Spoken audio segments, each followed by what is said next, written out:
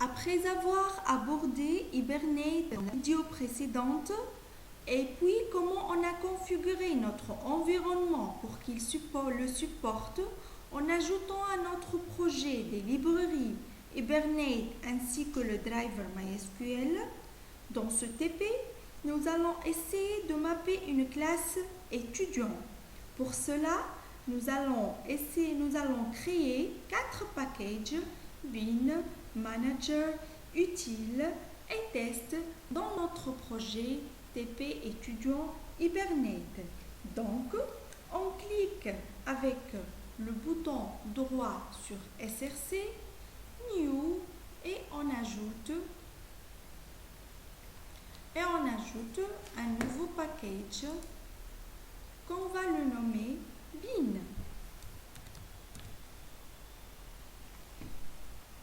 On clique sur Finish.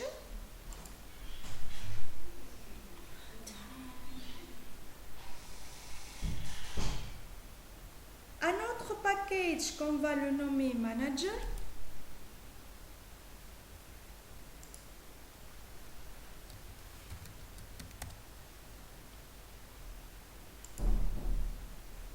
Un autre package qu'on va le nommer Utile. Et enfin, le dernier package Test.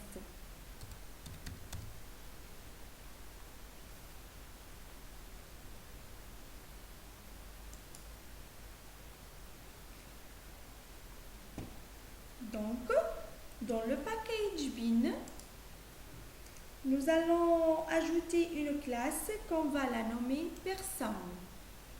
Donc, un bouton droit sur le package bin, new, classe. Je vais la nommer étudiant.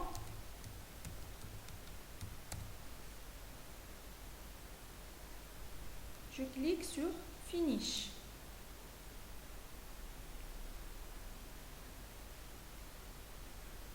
Donc, à cette classe, nous allons ajouter comme attribut privé l'ID, le nom, le prénom, le téléphone et le mail de l'étudiant.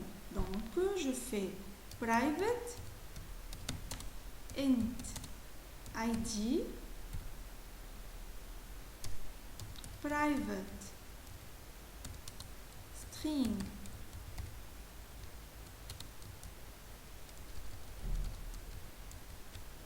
nom,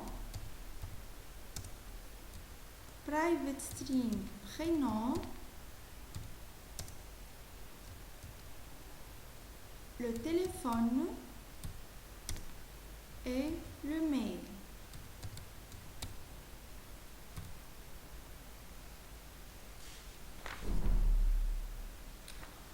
On va ajouter un constructeur sans paramètres. Donc, je fais public étudiant.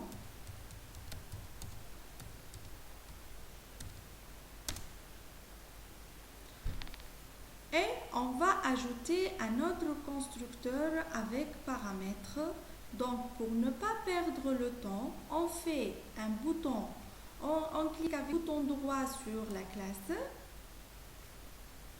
source, generate donc constructor using fields. Je sélectionne tout et je clique sur OK. Donc, mon constructeur avec paramètres a été bien créé. Maintenant, on va ajouter les getters et les setters. Donc, de la même façon, on clique avec le bouton droit dans la classe. On fait source, on choisit source, add, generate, getter et setter. Et on sélectionne tout. On va générer les getters et les setters qui vont nous permettre de tous les attributs qui vont nous permettre de modifier ou récupérer les valeurs des attributs. Et on clique sur OK. Et à la fin, on va créer donc la méthode toString qui va retourner une chaîne de caractères représentant notre objet. Donc, source,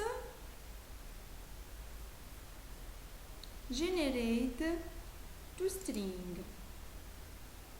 Ok, notre méthode toString a été bien générée. Maintenant, notre classe étudiante a été bien créée.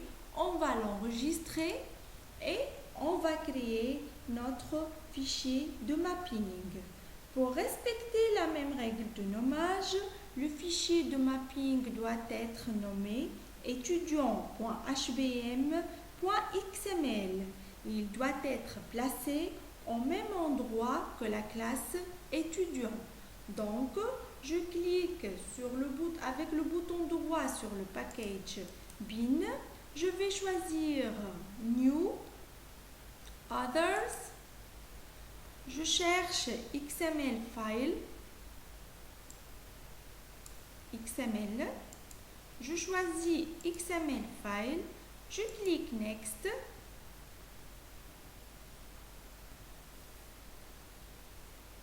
Comme j'ai déjà dit, le fichier doit prendre le même nom que ma classe, étudiant.hbm.xml. étudiant.hbm.xml. Je clique sur Finish. Donc, Hibernate a besoin de savoir comment charger et stocker les objets des classes. C'est le rôle de fichier de mapping qui indique à quelle table dans la base de données il doit accéder. La structure basique de ce fichier ressemble à celle-là. Vous allez copier-coller un doctype que vous allez le trouver au niveau de la description de la vidéo. Donc, moi, je l'ai dans ma présentation.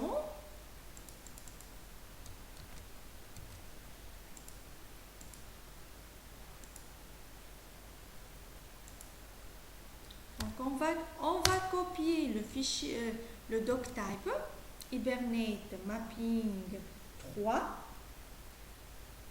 Puis, vous allez ajouter une balise Hibernate Mapping.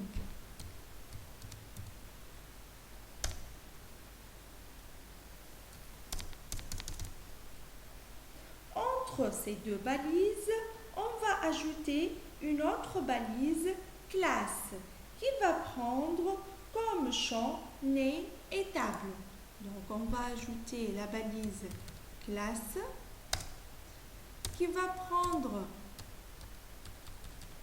comme champ name et table.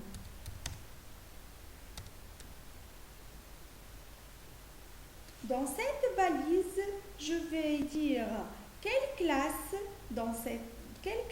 correspond à quelle table. Et donc la classe, c'est étudiant qui se trouve dans le package bin. Donc, je vais mettre name égale bin.étudiant. Je veux que dans ma base de données, ma table sera nommée étudiant à la fin S. Donc, je vais faire étudiant avec S. Maintenant, nous allons mapper les propriétés de l'identifiant qui est ID. Pour cela, je vais mettre ID, la balise ID,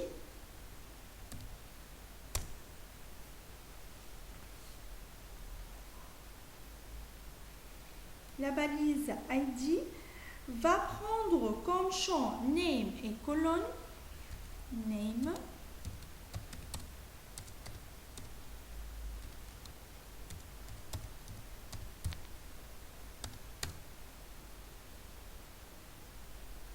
dans le champ name, je vais mettre le nom de mon ID qui est ID. Donc c'est mon ID, il s'appelle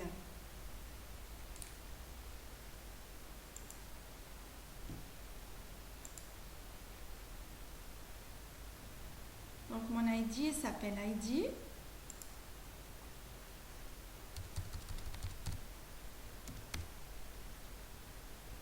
Qui va prendre donc comme colonne, qui va lui correspondre donc au niveau de la base de données ID étudiant.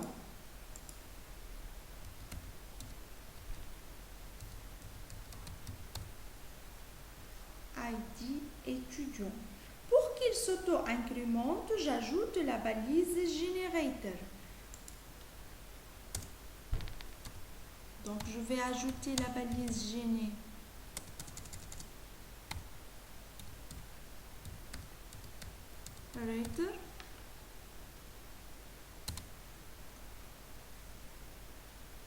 Dans l'attribut classe, je vais écrire increment pour qu'il s'auto-incrémente.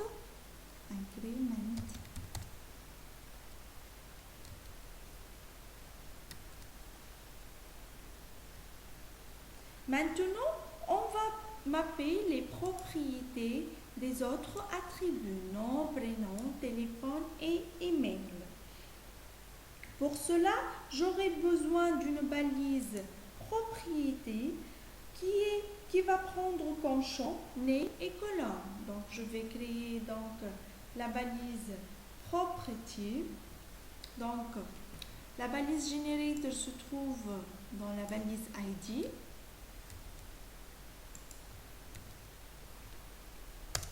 Je vais créer la balise property qui a comme champ name et colonne.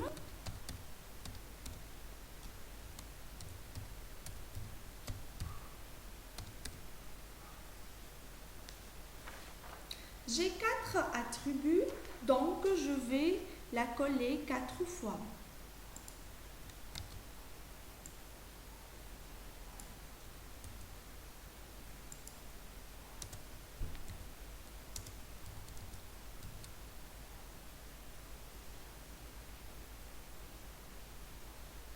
Je mentionne le nom de mon attribut dans le champ name et son équivalent au niveau de la base de données dans le champ colonne. Donc, nom, lui correspondant nom étudiant,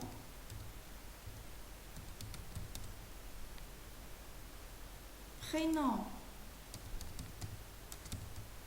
lui correspondant prénom étudiant, téléphone,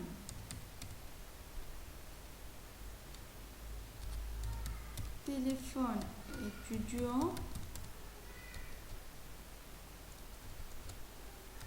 email étudiant.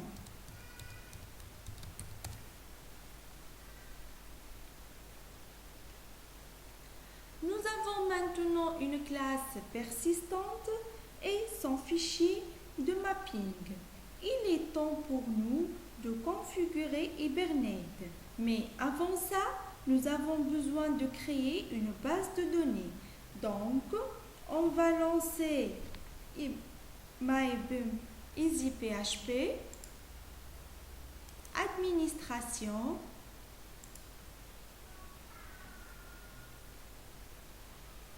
administration MySQL, ouvrir.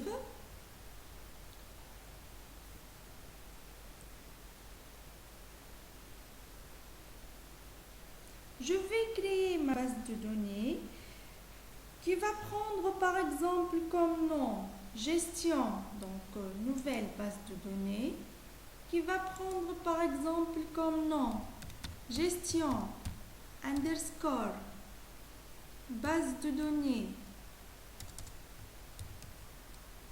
étudiant underscore étudiant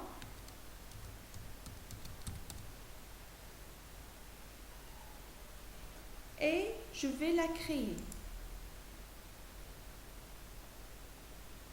Donc la base de données gestion base de données étudiant a été créée avec succès.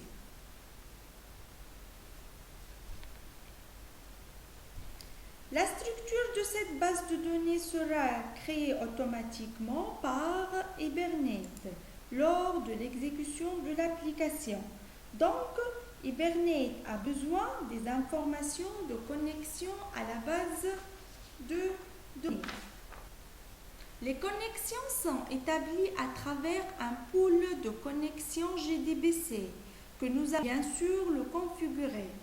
Pour la configuration de Hibernate, nous allons utiliser un fichier que je dois mettre dans la racine de la classe path. C'est le dossier source. Donc, je vais cliquer avec le bouton droite, New, Others, et je vais choisir un fichier XML file. Je clique sur Next. Donc, mon fichier doit se nommer impérativement hibernate.cfg.xml. hibernate.cfg.xml. Et je clique sur Finish. Donc, je vais copier un doctype que vous le trouvez au niveau de la description de la vidéo. Donc,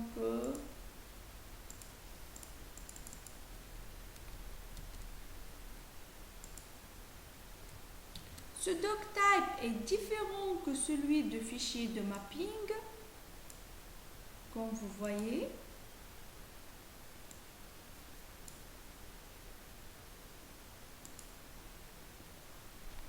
Donc, je vais mettre une balise. Donc, je vais mettre une balise Hibernate Configuration. Donc, Hibernate Configuration.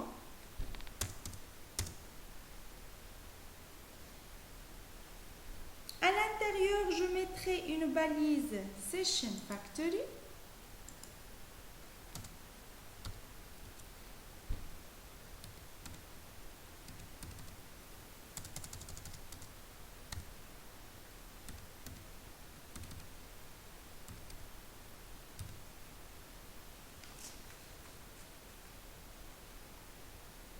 Session-6 Factory.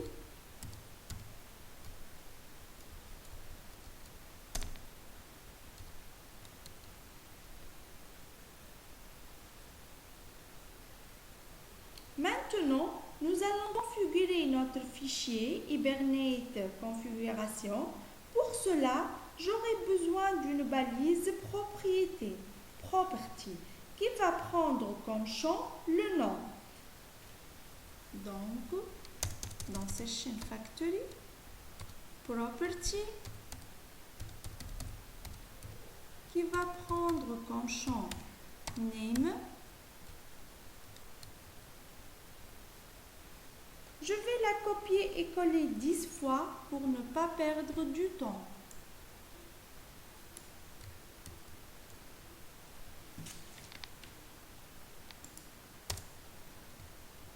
Deux, 3, 4, 5, 6, 7, 8, 9 et 10.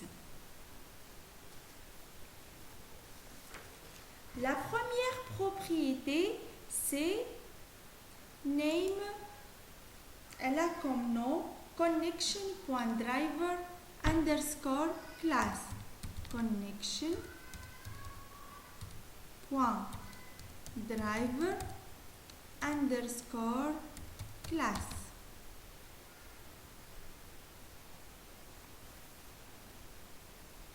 C'est là où je vais mettre le chemin vers mon driver JDBC, qui est com.mysql.jdbc.driver. com.mysql.jdbc.driver.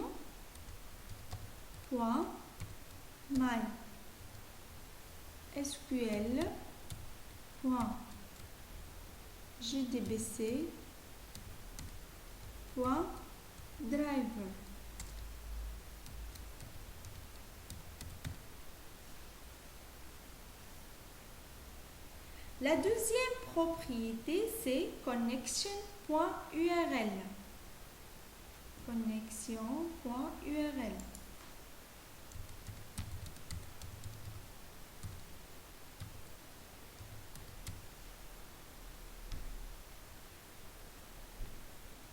Dans laquelle je dois spécifier le chemin d'accès à la base de données qui est GDBC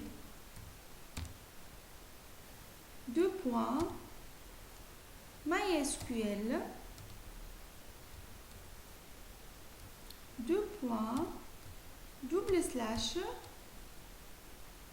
localhost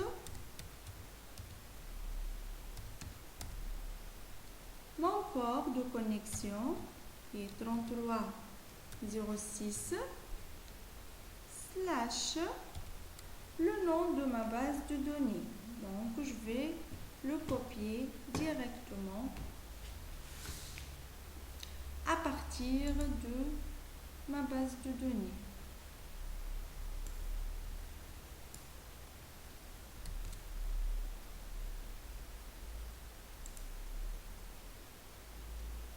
Gestion, base de données étudiants.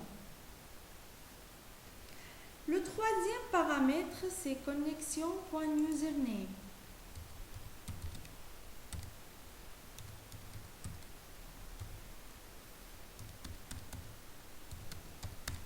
Connection.username, dans lequel je vais spécifier le nom de l'utilisateur de la connexion, qui est root. La quatrième, c'est connexion.password.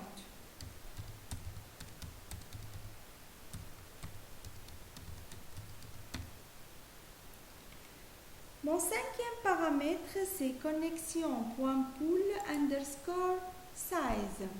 Connexion.pool_size.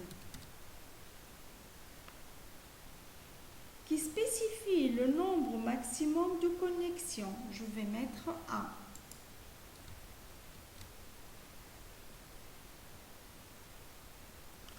Ma sixième propriété, c'est donc le dialecte. C'est la balise dialecte dans laquelle je vais spécifier le dialecte de la base de données qui est le dialecte SQL.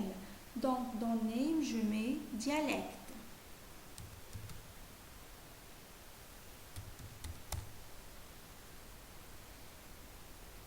Donc, qui prend comme valeur org.hibernate.dialecte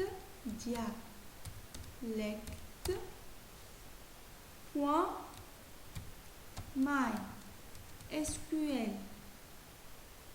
dialecte.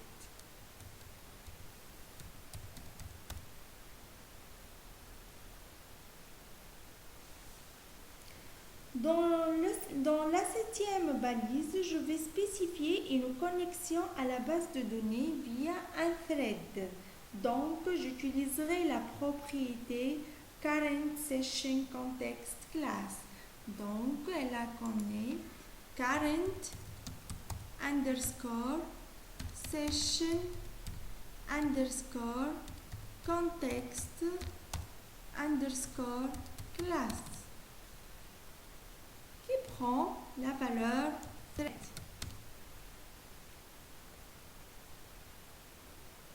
Je vais désactiver le cache dans la huitième balise avec cache.driver underscore cache. Cache.provider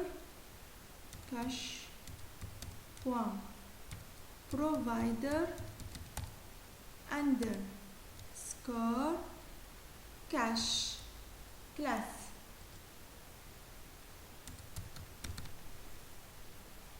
Qui va prendre la valeur org.hibernate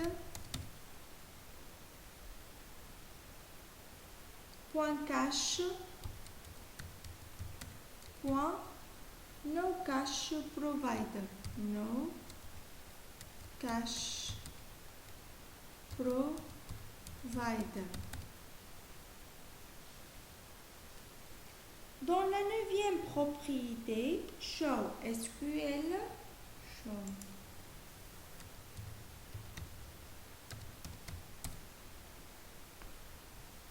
SQL, je vais activer la journalisation de toutes les requêtes SQL. Donc, je vais la mettre à true.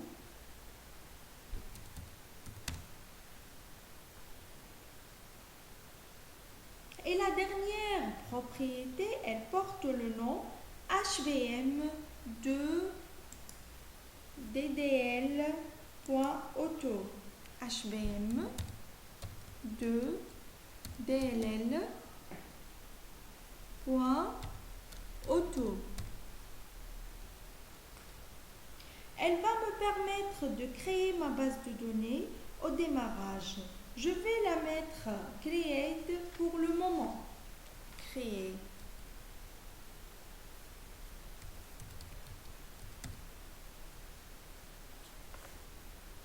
Donc, à chaque fois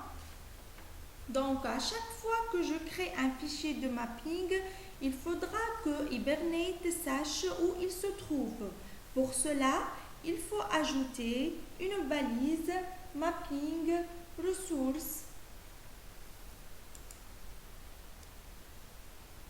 dans laquelle je vais spécifier mon fichier de mapping qui est bin/étudiant.hbm.xml. Donc mapping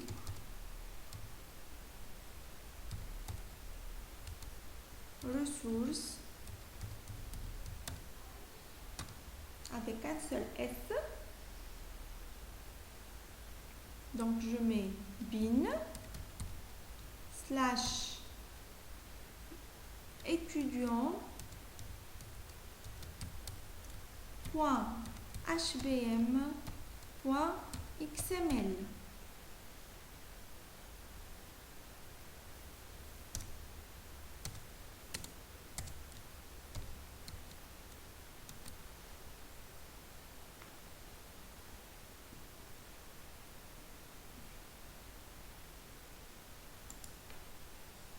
Voilà donc mon fichier de configuration Hibernate. Nous devons maintenant compléter la configuration avec le code infrastructure.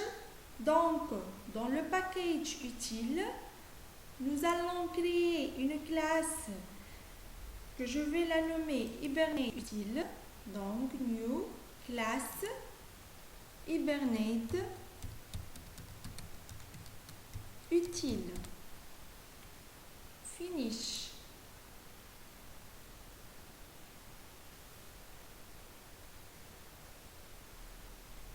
Je clique donc, je vais créer un objet de type Session Factory. Donc, public static final public static final de type Session Factory. Je vais le nommer par exemple Session Factory.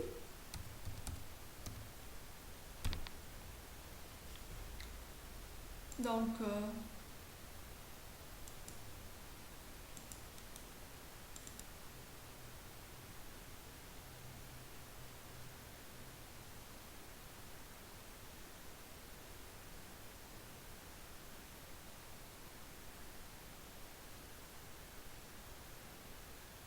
je vais importer donc le package org.hibernate.sessionFactory.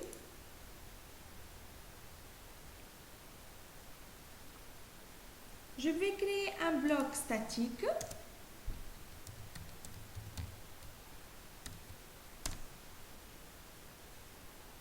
À l'intérieur, je mettrai mon bloc try-catch.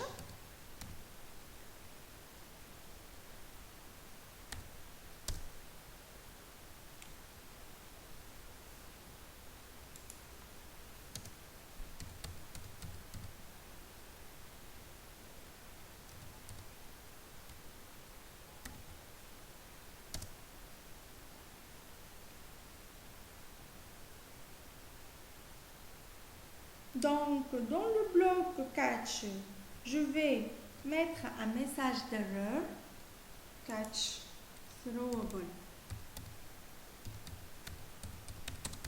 X. Donc, dans le bloc catch, je vais mettre un message d'erreur. Donc, system point error point println.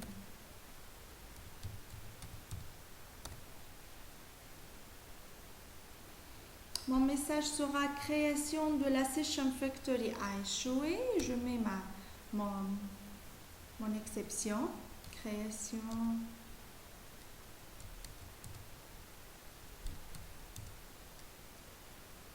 de la session factory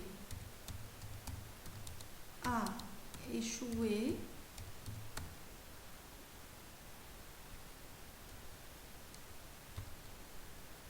Plus mon exception. Puis j'ajoute une exception initiale d'erreur avec throw new exception.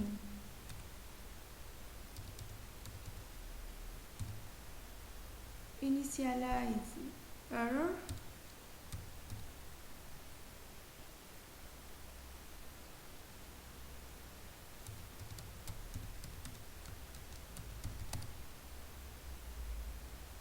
Je mets mon exception.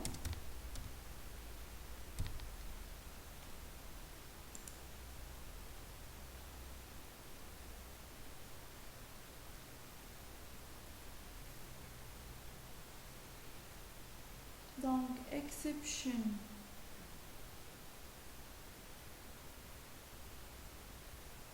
initializer error.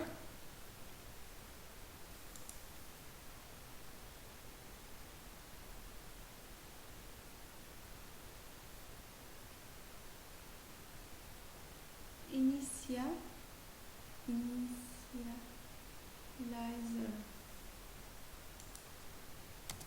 error.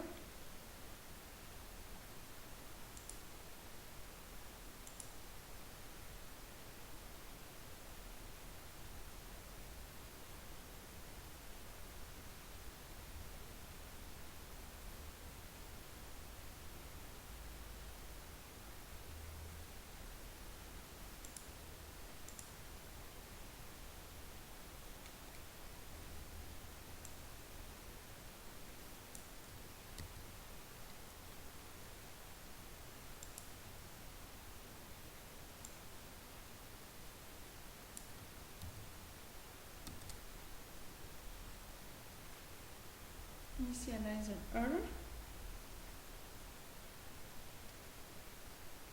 Une session factory peut ouvrir des nouvelles sessions. Une session représente une unité de travail. La session factory est un objet global instancié une seule fois. Donc, c'est un singleton suivant les patrons de conception. On peut dire que c'est une fabrique globale responsable d'une base de données particulière. Maintenant, pour demander à Hibernate d'aller chercher votre fichier de mapping, vous allez taper l'instruction suivante dans le bloc try. Session factory est égal new session. New configuration, je m'excuse, est égal new configuration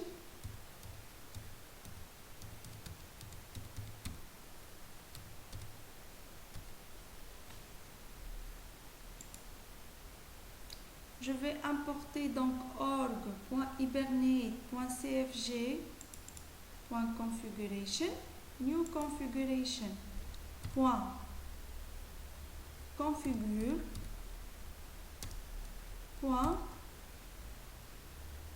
.build Session Factory. Point virgule.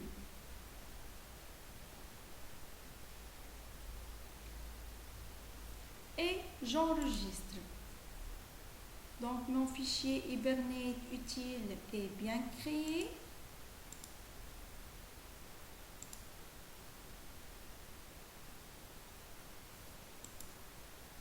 Nous avons finalement besoin de configurer le système des logs. Cette opération n'est pas obligatoire, mais elle permet aux développeurs d'afficher en sortie les messages fournis par Hibernate lors de son exécution, ce qui permet de rendre transparente la couche logicielle de Hibernate. Pour le faire, il suffit de copier le fichier log4j.property et coller-le directement dans le répertoire source. Donc log4j.property, on va le copier et le coller directement dans le répertoire src.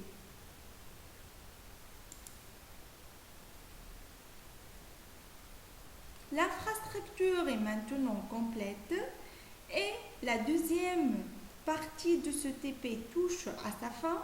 Je vous invite à voir la vidéo suivante où on verra la dernière partie de ce TP dans laquelle nous effectuons un traitement réel avec Hibernate. N'hésitez pas à laisser vos commentaires et vos questions et merci pour votre attention. Salut tout le monde, pour une introduction au framework Hibernate d'une façon légère. Nous allons voir tout d'abord comment configurer votre environnement pour qu'il puisse supporter ce framework. Donc, travailler aujourd'hui en tant que développeur peut s'avérer une activité difficile, surtout si on essaie de travailler sur deux mondes différents, l'orienté objet d'une part et la base de données relationnelle d'autre part. Ce travail doit être lourd et consommateur en même temps, puisqu'on doit construire les objets de l'application d'une part et d'autre part créer une base de données relationnelle permettant de stocker les informations. Pour y remédier, les développeurs de la société Red Hat ont eu l'idée de mettre en place un framework open source qui permet de faire le mapping objet relationnel. Ce framework porte comme nom Hibernate. D'une façon simple, Hibernate s'occupe de transformer une classe Java ou un objet Java en une table de la base de données. C'est-à-dire, vous allez juste créer vos objets Java et Hibernate va s'occuper de créer votre base de données associée. Donc, pour réaliser ce TP, j'utiliserai comme langage de programmation Java avec l'IDE Eclipse, la version Luna et EasyPHP comme serveur de base de données MySQL. Donc, on va télécharger les librairies Hibernate, la librairie Hibernate qui contient les points jar suivants. Sans oublier, bien sûr, le driver MySQL Connector. J'ai téléchargé les différents points jar et je les ai mis dans mon dossier Hibernate 3, comme vous voyez. D'autre part, j'ai téléchargé MySQL Connector dans ce dossier-là. D'accord? Maintenant, je vais me diriger vers mon IDE Eclipse, bien sûr dans la perspective Java, je clique sur OK. Je vais créer un nouveau projet. File, New, Java Project. Je vais lui donner comme nom TP étudiant Hibernate. Je vais cliquer sur Finish. Après, j'ai besoin d'apporter mes jars. Pour cela, je vais cliquer sur Window, Preference.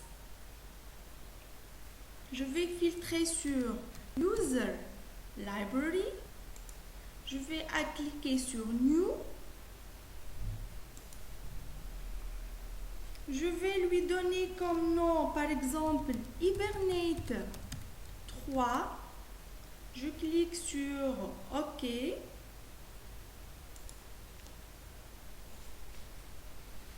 Puis, je vais ajouter mes jars.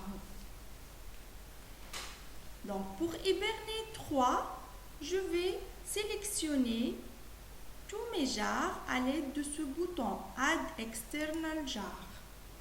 Je me dirige vers le dossier Hibernate 3. Donc, dans mon bureau, le dossier Hibernate 3. Je vais sélectionner tous les points jars, puis je clique sur Ouvrir, puis sur OK. Maintenant, je dois ajouter cette librairie, je dois la lier à mon projet. Donc, je fais un clic avec le bouton droit sur mon projet, Propriétés, dans Java, dans la partie Libraries, je vais choisir Libraries, puis User. Je vais faire Add Library, je clique sur Add Library, puis dans User Library, je vais cocher mon library que je viens de créer. Puis je clique sur Finish. OK. Donc, on remarque que notre library a été bien ajoutée avec ses différents points jars.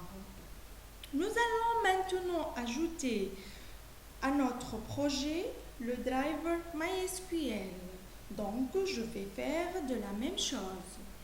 Window, Préférences, User, Library, je fais New, je vais l'appeler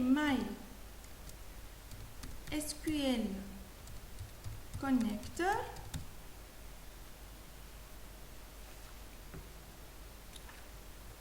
Je clique sur OK. Je vais ajouter donc le point jar correspondant, donc Add External Jar.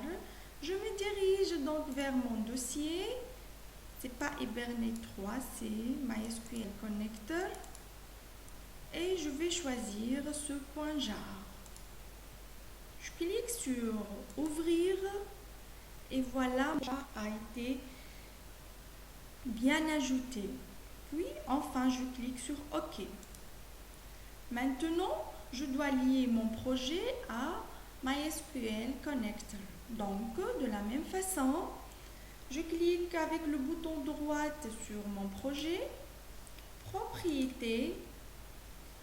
Je vais choisir Add Library, User Library, Next.